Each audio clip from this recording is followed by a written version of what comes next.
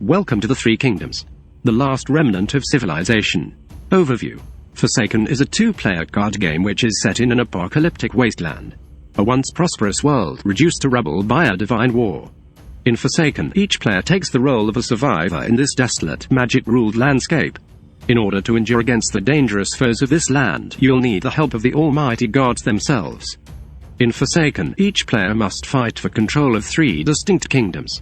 The first player to defeat 2 out of 3 of those kingdoms by reducing their opponent's tower from 10 faith to 0 faith wins the game. Each god demands its own unique tribute. So you must choose which god's altar to build in each of your kingdoms on each of your turns, so you can pay tribute to that god in order to satisfy their devotion costs. Devotion is the key to convincing followers far and wide to join your cause in a kingdom. Each god has a unique and powerful effect that each player can channel once each turn in the kingdom of their choice. The 5 gods. Strife, Lord of War, embodies the anarchistic desire to see the world filled with fire, chaos, war, and destruction. Infestation, God of Growth, embodies the desire for a primal strength, overgrowth, mastery of the senses, and prosperity. Occult, God of Mysticism, embodies the desire to understand the world, unlock hidden knowledge, and communicate with the otherworldly.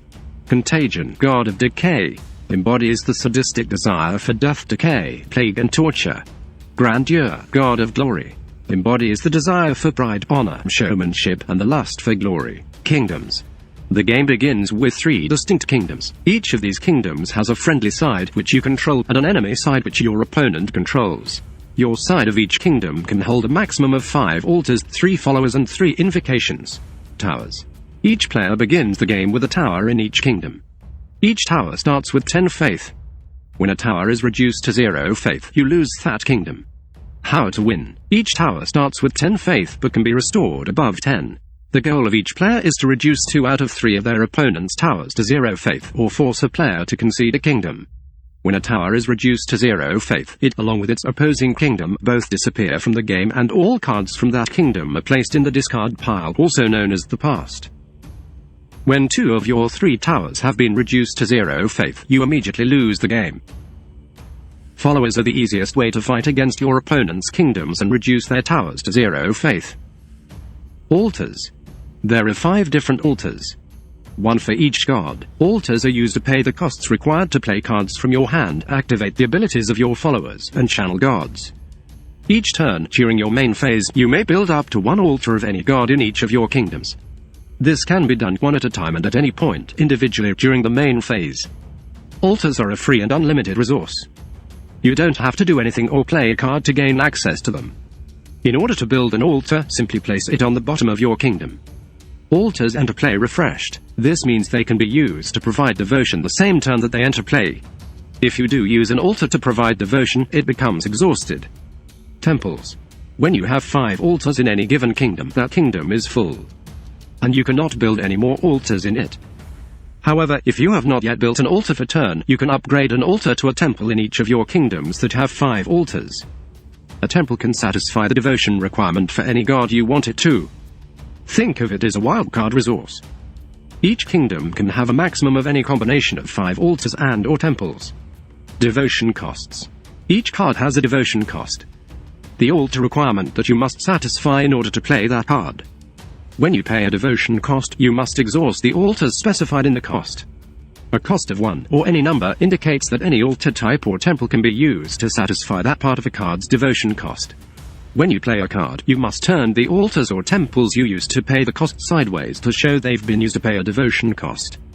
They are now exhausted. Exhausted altars and temples cannot be used to pay devotion, but as soon as they're refreshed during your refresh phase, you'll be able to use them once again. Card types.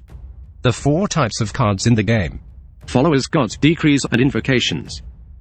Followers. Each follower represents a devotee to a specific god who you have recruited to fight for your cause. Followers are the easiest way to fight against your opponent's kingdoms and reduce their faith to 0. You can do so by engaging in battle with them.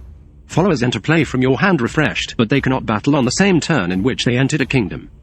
They can, however, intercept the same turn they enter a kingdom as long as they're refreshed.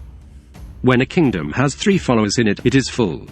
You must wait until a follower in that kingdom leaves play and frees up a slot. Followers stay in play until they are forsaken. This can happen when a follower's faith is reduced to 0. A card specifically states that a follower is forsaken. A card forces you to tribute a follower. If any of those things happen, a follower is removed from its respective kingdom and sent to the past. A follower can also be removed from a kingdom when it is repelled back to its owner's hand, or teleported to a different kingdom. There are 6 important attributes that each follower card has. 1. Each follower has a card name. 2. Each follower has a devotion cost. 3. Each follower has a follower type. 4. Each follower has ability text. 5. Each follower has an opposition stat. 6. Each follower has a faith stat. Opposition and faith. A follower's opposition stat refers to how much faith an enemy follower or tower loses when that follower engages in battle with it. A 4/4 follower will cause an enemy follower to lose 4 faith in battle. A follower's faith stat refers to how much faith they can lose before they are forsaken. A 1/2 follower will immediately be forsaken if it loses 2 or more faith.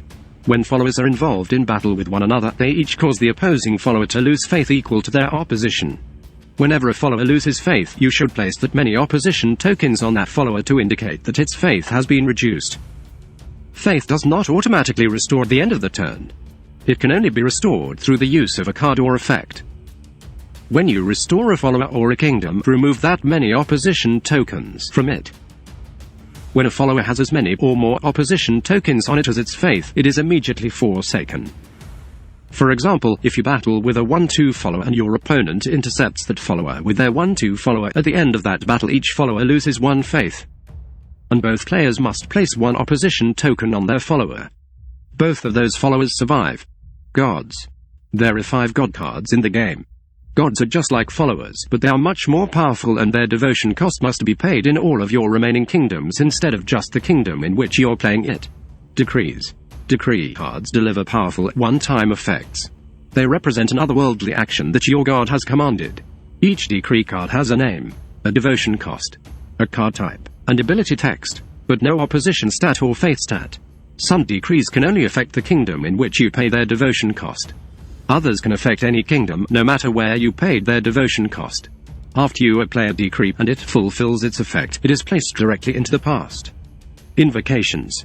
Invocations represent a physical manifestation of your god's will. Invocations stick around and deliver long-lasting and impactful effects for as long as they remain in play. Some invocations affect an entire kingdom, while others specifically affect a follower of your choice. Kingdom-specific cards. When you play a card from your hand, you must decide which kingdom to play it in. You must have the prerequisite devotion available and refreshed in that kingdom in order to play it in that kingdom. Each card will indicate if its effect can only affect the kingdom you played it in or if it can affect any kingdom. If you play a follower, the kingdom in which you pray for it is the kingdom in which it will be placed. Channeling a god. Each god has a unique effect that each player may use once a turn without requiring any particular card. In order to channel a god, all you have to do is pay 2 devotion of the god you wish to channel. Channeling can only affect the kingdom in which you pay its devotion cost. You can only channel a god in one of your kingdoms each turn. Setup.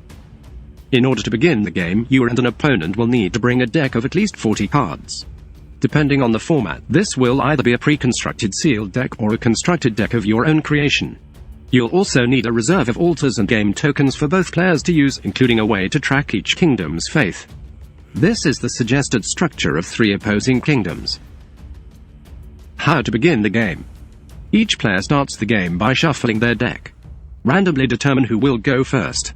The player determined to go first draws a starting hand of 4 cards from the top of their deck.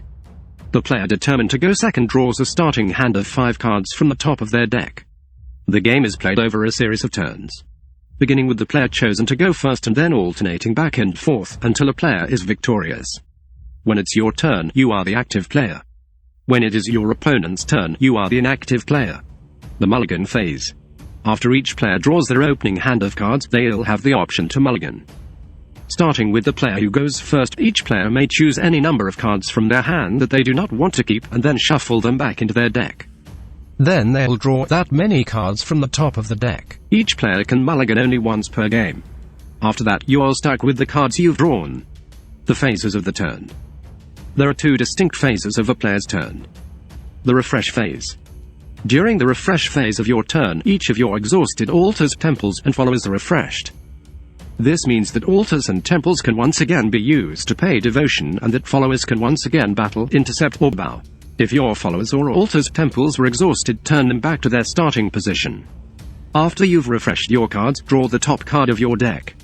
This concludes the refresh phase. The main phase. During the main phase of your turn, you have the ability to take 6 distinct actions. 1. Build an altar in each of your kingdoms, or upgrade an altar to a temple if you already have any combination of 5 altars and temples in that kingdom. 2. Play a card from your hand in any kingdom in which you can satisfy its devotion cost. You can do this before and or after you take any other action during your main phase. 3. Activate an ability of one of your followers. This may cause them to bow, which will make it so they cannot battle this turn or intercept battling followers on your opponent's turn. If you refresh a follower after it battles or bows, it can battle or bow again. 4. Channel a god in any kingdom in which you can pay its devotion cost. You can only take this action in one kingdom per turn. 5. Battle with any number of followers. You may battle with your followers one at a time, in groups of followers across multiple kingdoms, in groups of followers within the same kingdom, or all at once across all of your kingdoms. 6. Concede a kingdom. That means you have lost this kingdom and your tower is defeated. When you win or lose a kingdom, all cards in play in that kingdom are placed into the past, including your opponent's cards. You may perform these actions in any order, and, in some cases, multiple times each per turn. You may alternate between different actions multiple times. For example, you may battle, play a card, battle, channel a god, and then battle again. Battling is one of the easiest ways to cause the opposing tower to lose faith. When one or more followers battle an opposing kingdom, the inactive player must decide which followers they want to intercept with their own followers, if any. They can only intercept a battling follower with a follower in the same kingdom. If a battling follower is not intercepted, it reaches the opposing kingdom, and then that kingdom's tower loses faith equal to that follower's opposition. When you do intercept a follower with a follower of your own, each of those followers will lose faith equal to the opposing follower's opposition. Place opposition tokens on each of those followers to track how much faith they lost. In order to battle, simply announce that you are beginning a battle, and then choose which of your followers you want to battle with. Turn those followers sideways to signify that they are in battle. There is no minimum or maximum on the number of followers you can battle with, and there are no restrictions on which kingdoms can battle at the same time. You may battle with one or multiple followers across one or more kingdoms. Each follower you want to be part of the same battle must be declared at the same time. You may battle with any combination of one or more followers among your kingdoms, and then battle with another combination of one or more followers. Each group is its own battle. Intercepting. A follower may intercept as long as it is refreshed. When any number of enemy followers across any number of kingdoms are battling, you have the option to intercept as many of them as you can. Otherwise, they will breach your kingdom. You can only intercept an enemy follower with a friendly follower in the same kingdom. Each follower can usually only intercept one follower per battle.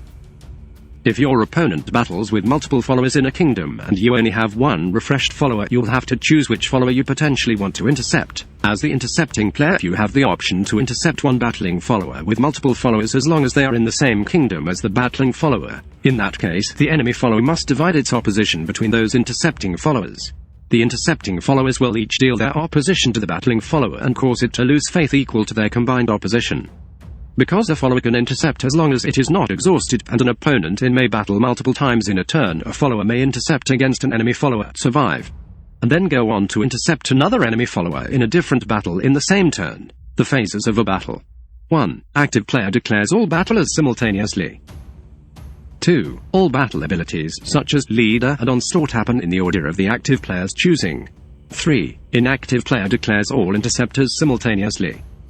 4. All followers involved in battle lose faith equal to the opposing follower's opposition. Place opposition tokens on them equal to the faith they lost. If any follower has more opposition tokens than their faith, they are immediately forsaken. 5. Any battling follower that was not intercepted against breaches the opposing kingdom. All followers which breach the opposing kingdom cause that kingdom's tower to lose faith equal to their current opposition. 6. If they had a breach ability, then that ability happens at the end of battle, even if that follower had 0 opposition. Actions you can take on your opponent's turn. Players cannot play cards from their hand, build altars, use their followers' abilities, battle, channel a god, or even concede on their opponent's turn. The only actions you can make on your opponent's turn while you are the inactive player Choose what cards you want to discard or tribute when an opponent plays a card that forces you to do so. Choose how you want to intercept your opponent's battling followers with your own refreshed followers. Choose to use an invocation to forbid a card as it is being played. That concludes the 4-second tutorial. May the gods forever bless your kingdoms.